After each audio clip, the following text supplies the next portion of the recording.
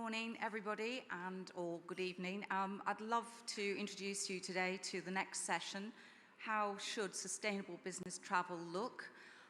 It's a pleasure and an honor to introduce you to David Keller, who is Editor-in-Chief of Déplacement Pro, a leading French business travel media. He is a prolific journalist, a huge amount of experience, high energy and passion, and it's a great pleasure to introduce David. David, welcome. Hello, thank you.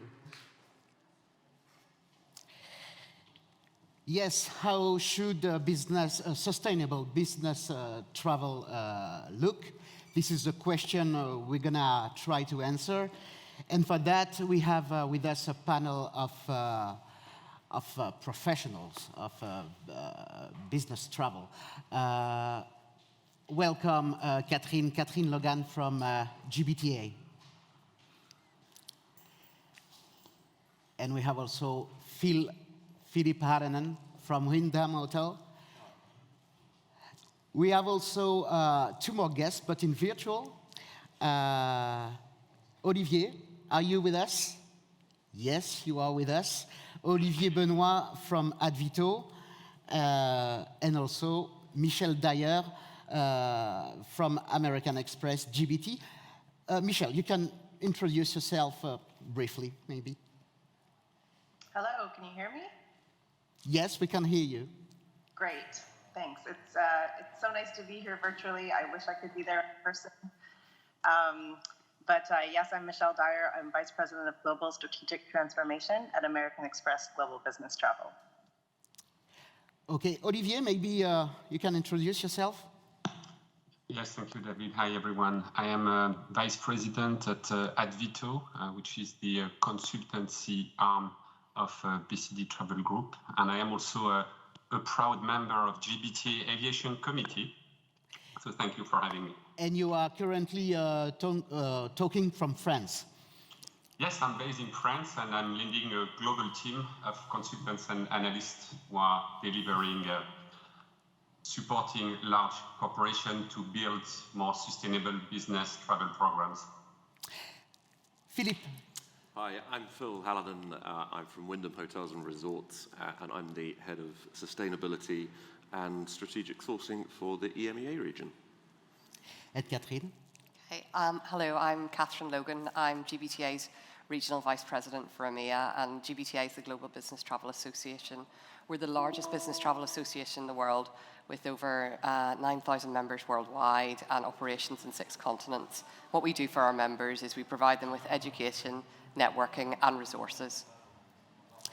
Catherine, among those 9,000 members of GBTA,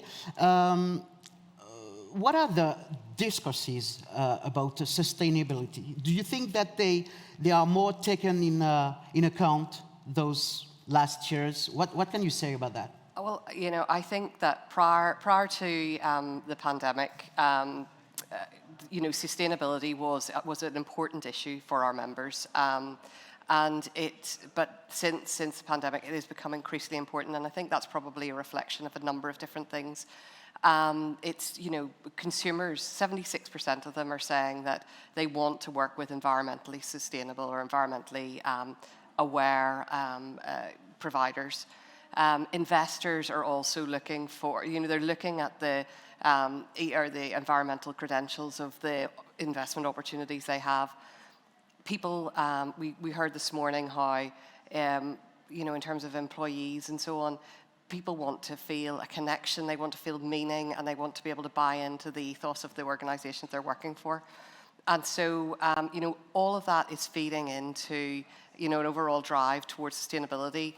And certainly for our members, the business travel buyers, 36% of them are saying that they are more of a focus on sustainability. So absolutely no question. And Olivier, you agree? You would say the same thing concerning your clients at Advito?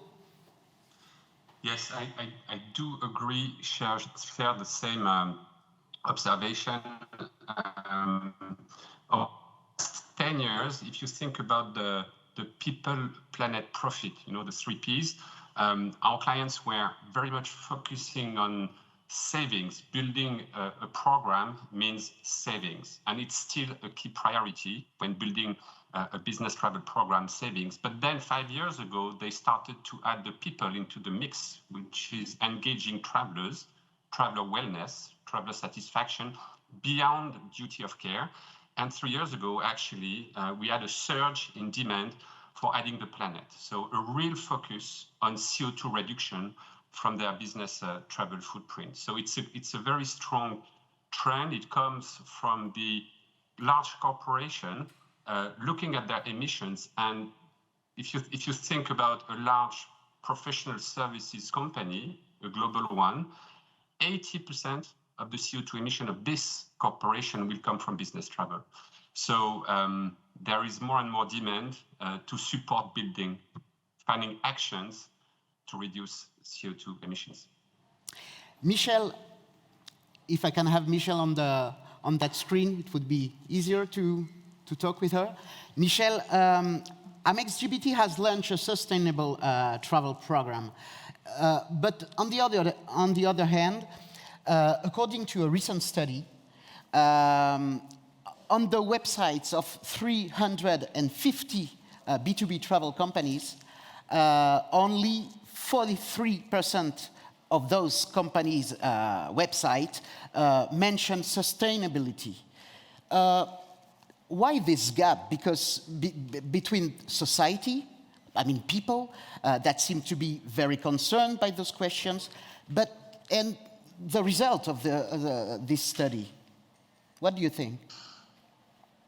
Yeah, at American Express Global Business Travel, we think about sustainability in the broader context of staying true to our values and conducting business with integrity. So that means to us earning the trust of our clients, our colleagues, our partners, our investors, and supporting communities in which we operate. And at GBT, sustainability is one of our top priorities. Over the past few years, as mentioned, our clients are expressing a very significant and growing interest in doing their part to address society's biggest challenges. And as the world's leading partner for corporate travel and meetings and events, we have a responsibility to be part of that solution. So, as I said, it's a top priority. We champion travel as a force for good, connecting society and generating prosperity. And we recognize that prosperity is dependent on a healthy global environment. And I think anyone that wants to be competitive in this industry will need to embrace that as a top priority as well. Okay, Philippe, I just talked about websites. I visit Wyndham Hotel's website, and I noticed that CSR, it focuses a lot on CSR, which of course includes sustainability. Does it mean that it becomes sustainability has become a convincing selling point? Yeah, absolutely. And I think from the hotel industry perspective, that it's become a selling point not only from the leisure traveller, but also the business traveller. And I think actually it's the business side that is really starting to drive that requirement for hotel companies to become more sustainable. It's no longer just a nice to have sustainability or CSR or ESG. And certainly from the business traveller side of things, we're finding our hotels that traditionally focus on business travellers are now having to respond to corporate RFPs and answer specific questions about the sustainability credentials of their hotel. So it becomes a commercial thing as well as something to do for society as well. For a hotel to become commercially viable in the future and also sustainably viable in the future, it needs to incorporate sustainability throughout its operation and its brand standards so that we can respond to RFPs that actually go into the detail of how sustainable a property is, whether it looks at recycling or carbon emissions or any elements of ESG. I mean, that goes beyond just the environment. That's also the location, the social part the hotel plays in its location, who it employs, its labour supply chains and all of those things. So it's very, very critical to have sustainability in our strategy. Okay, Olivier, can you give us example of a successful sustainable action among your clients? Well, if you mean a specific case, I could think about recently Facebook. So this very large, famous social network. So Facebook has a very aggressive goal to cut emissions by 50% before 2030. So, and you may recognize here like science-based targets. So this has been well thought, well designed. There is a goal. And now they are looking at building an action plan. We've been working a lot with Facebook team to build, to dig into data. So step number one is that they came with a very accurate way of assessing, calculating the CO2 emissions.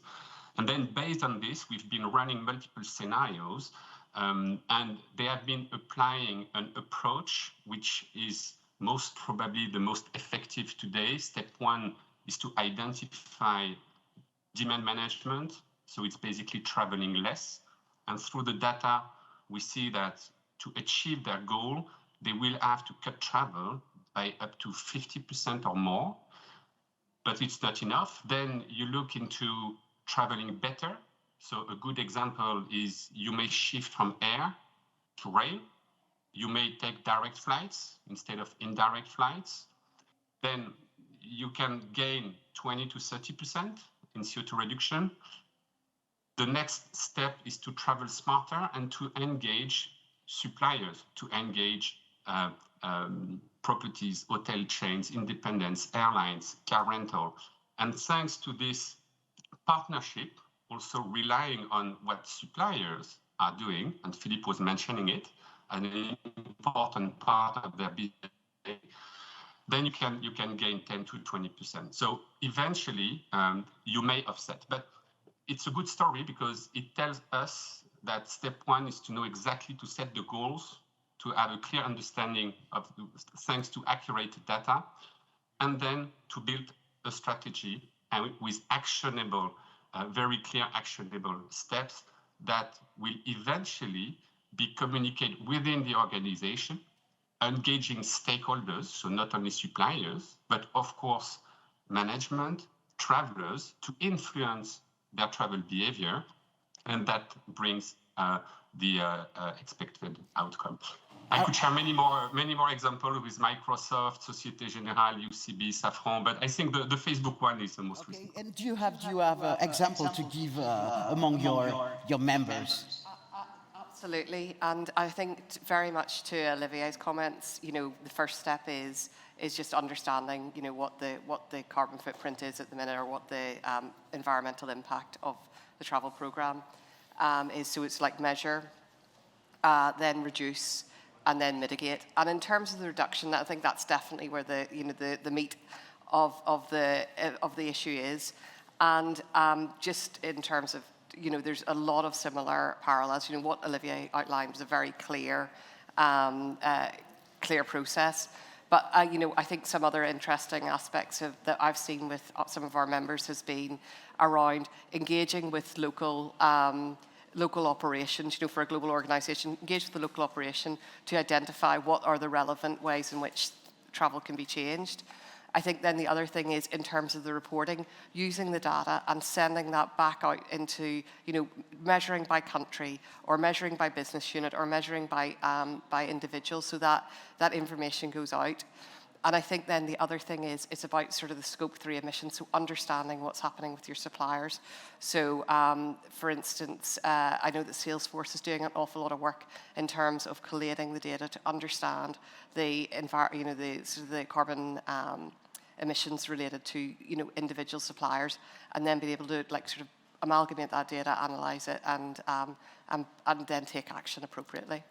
Michel, I imagine that such a TMC like yours, a large company like yours, have a lot of business travelers.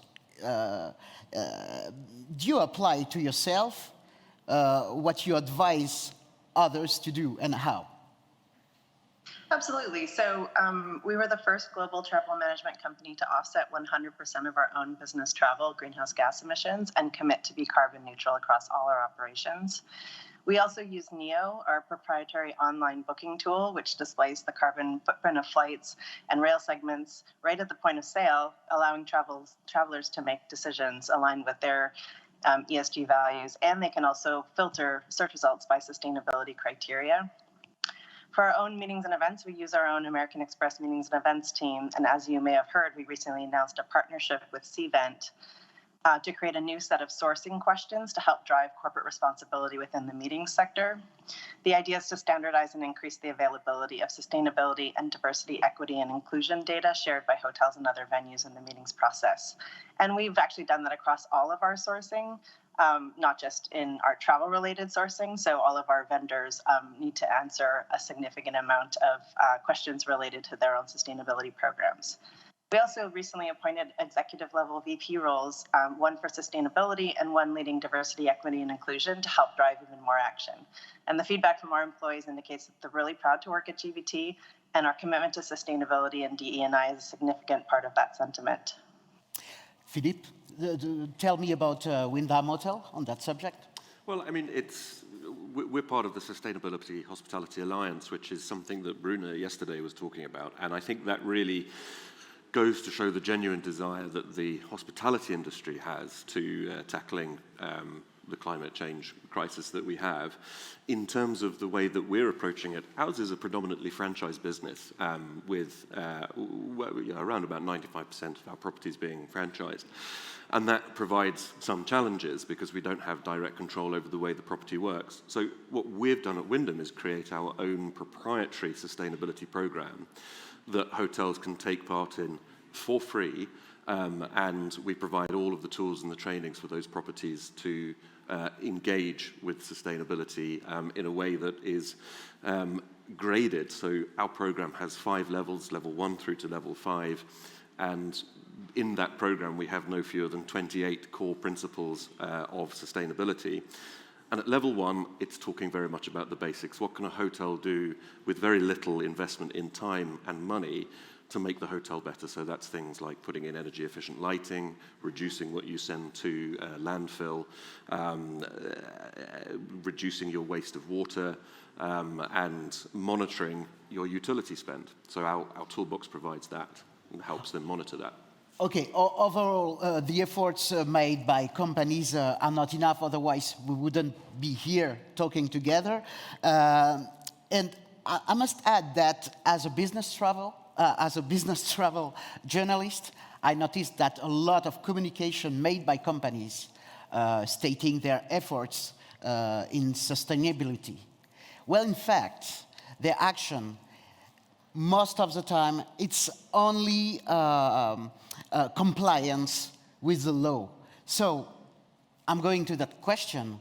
Do you think that the law, that the regulation should drive the change? I think, if I could just jump in there, I think that the law and governments do have a part to play in this. Governments can help with setting of targets, governments can help provide support for change, and they can also help provide incentives for change as well. So I'm thinking things like recently in the EU, the elimination of certain plastics, but also certain governments within the EU offering incentives for people to recycle, and in fact penalising you if you don't recycle. What a much better way of doing it to get somebody to do that. So I think governments and the law does have a part to play, but they must engage with our industry in a meaningful way.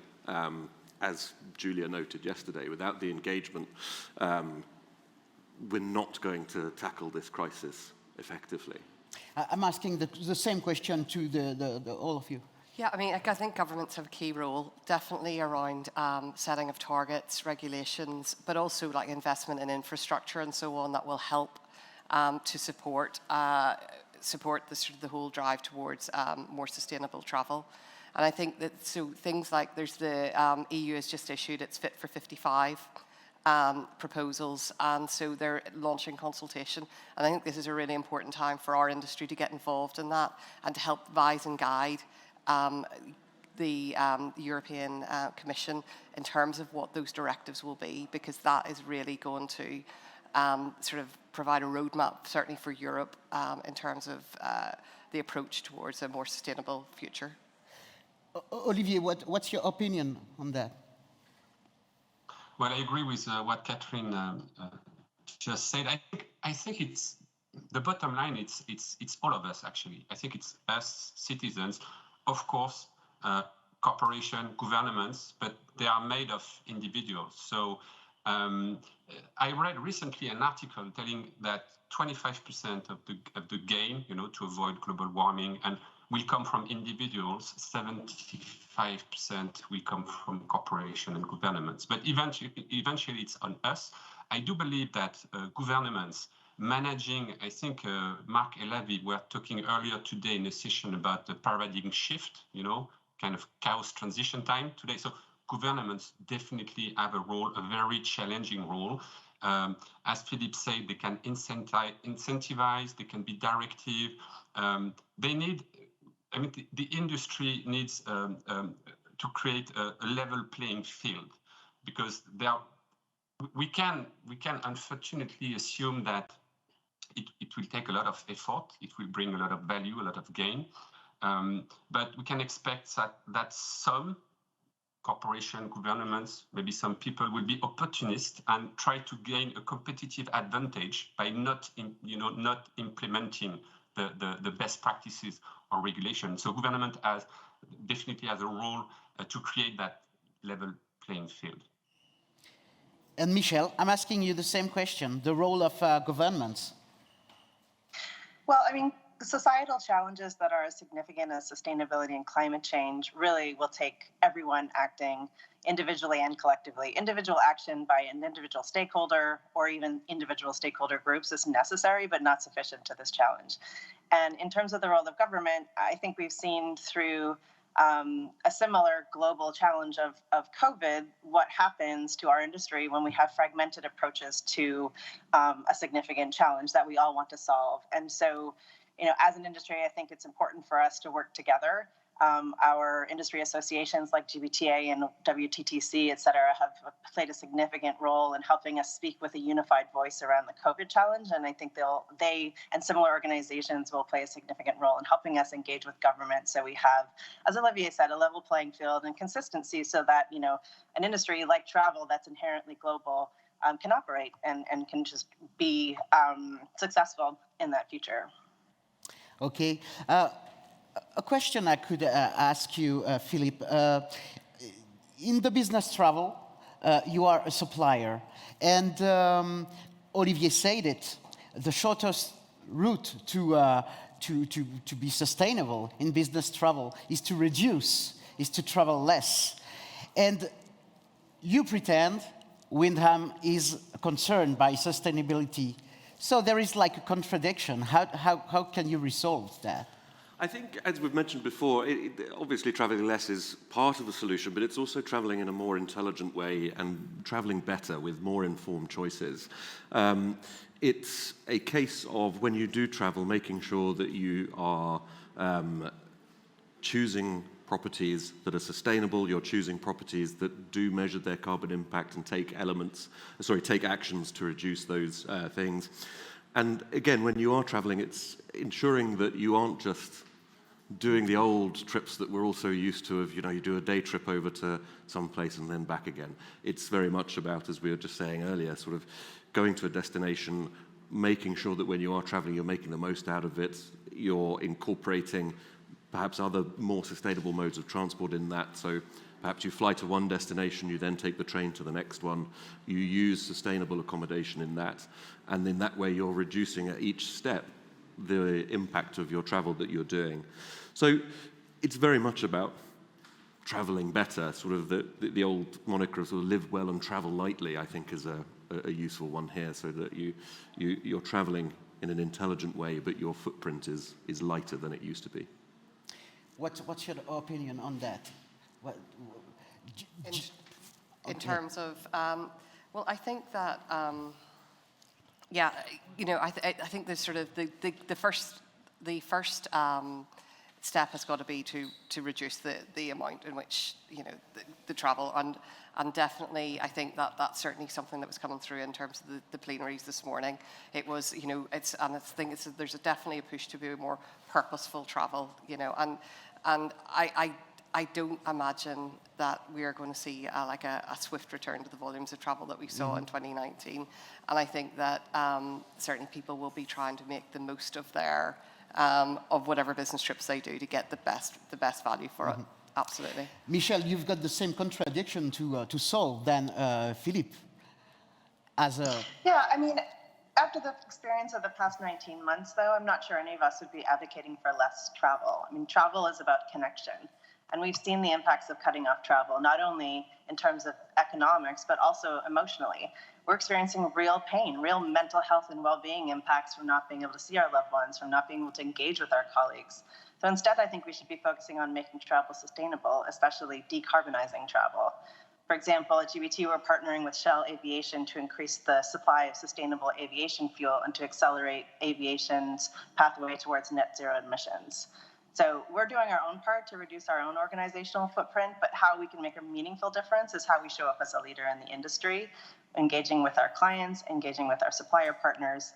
And with an example like sustainable aviation fuel, we believe that role in sort of aggregating corporate and airline demand is the most efficient way to drive the volume of investment needed to make change at scale in addressing an issue like this. We were lately talking about governmental measures. There is one I could give an example, maybe. In France, there is that decision from the government to close domestic air routes for which there is a train alternative of less than 2 hours and a half.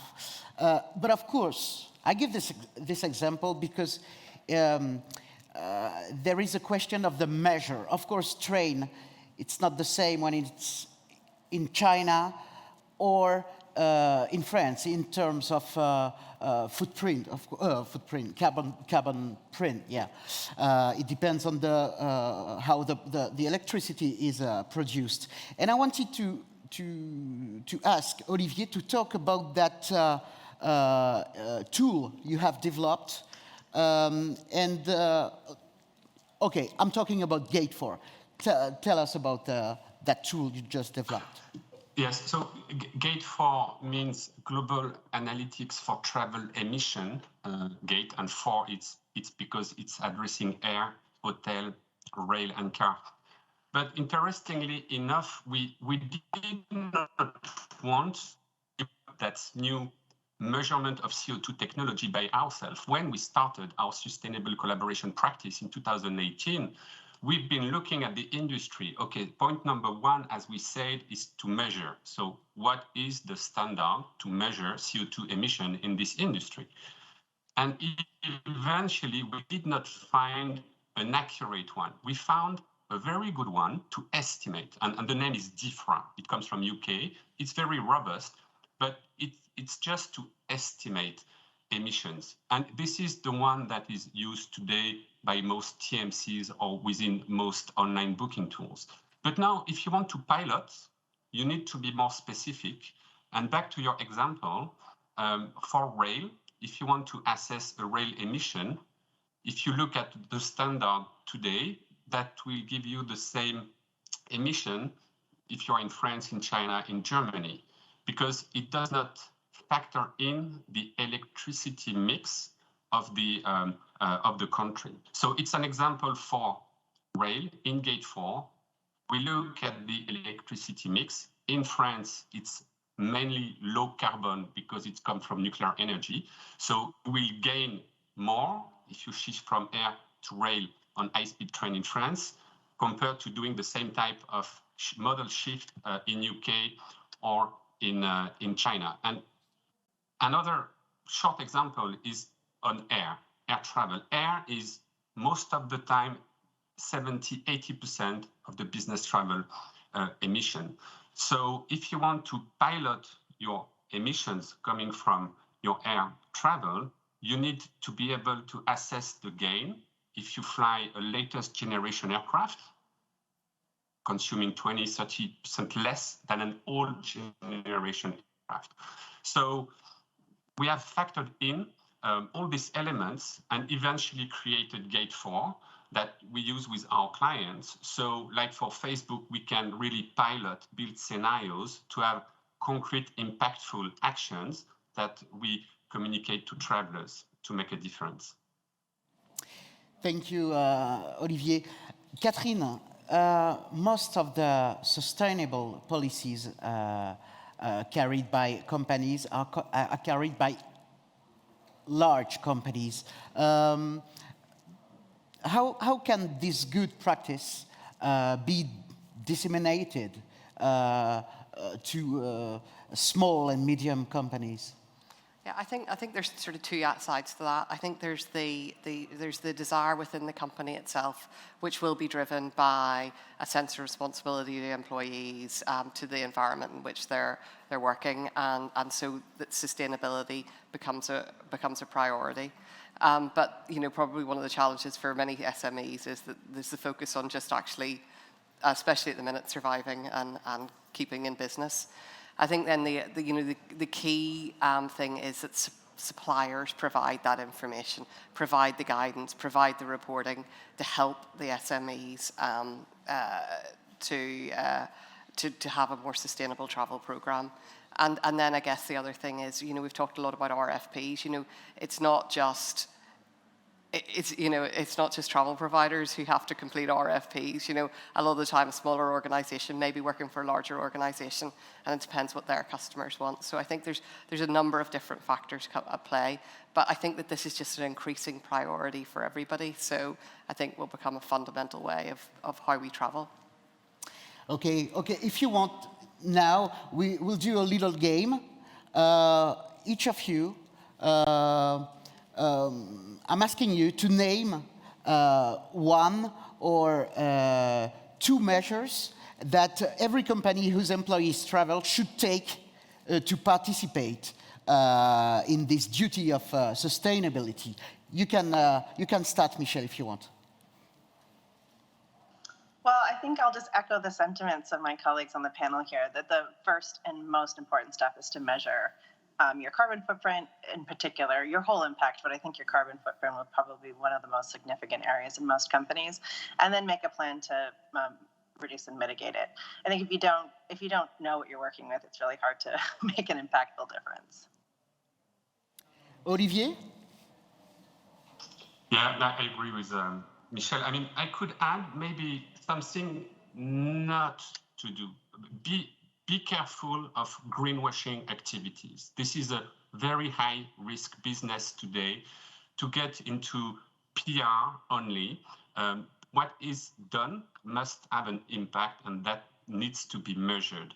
And it's challenging because we, with our clients, sometimes have people who are extremely engaged, sincere, virtuous. They want to go for it, but it is so complicated. When you start, you have so many options that you may end up by implementing greenwashing activities that will turn against you, that will not save CO2. I can give you just a couple of examples, and it's changing all the time. In the past, offsetting was the way to do it. Now it's just the last thing you do. You travel less, you travel smarter, better, you engage suppliers. Eventually, you still travel. You need to travel. Then you offset. But now if you look into offsetting, planting trees, that's great, let's do it. But now there are more and more challenges around the effectiveness of planting trees. Why not a solar roof, project financing? If you think about carbon budget, great idea, but do you value the carbon ton at $6-8? Or do you value it $20, $40? Question mark. More recently, SAF, sustainable aviation fuel, is very hot topic, and it's great because that will support the decarbonization of the industry. But when you look into it, you have the good SAF and the bad SAF. So you really need to get into the detail to avoid making a wrong decision, even if you are sincere. I'm asking you the same question.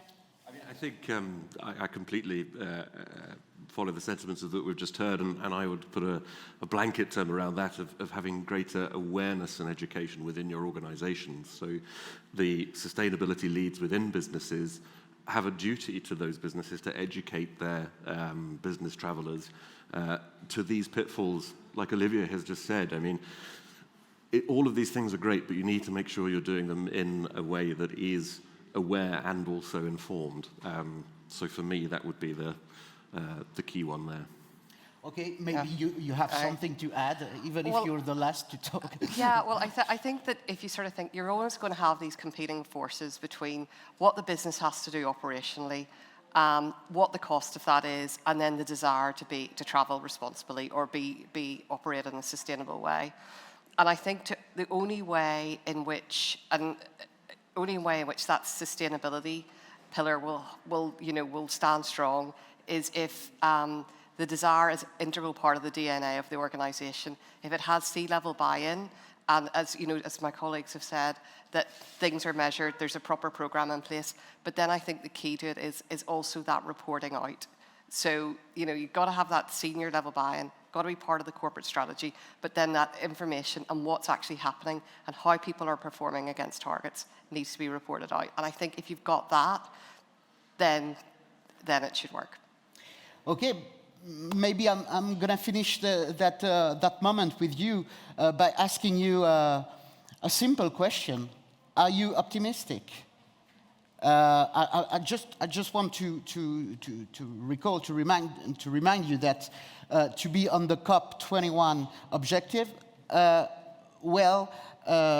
we must decrease the emission by 6.1% per year, every year.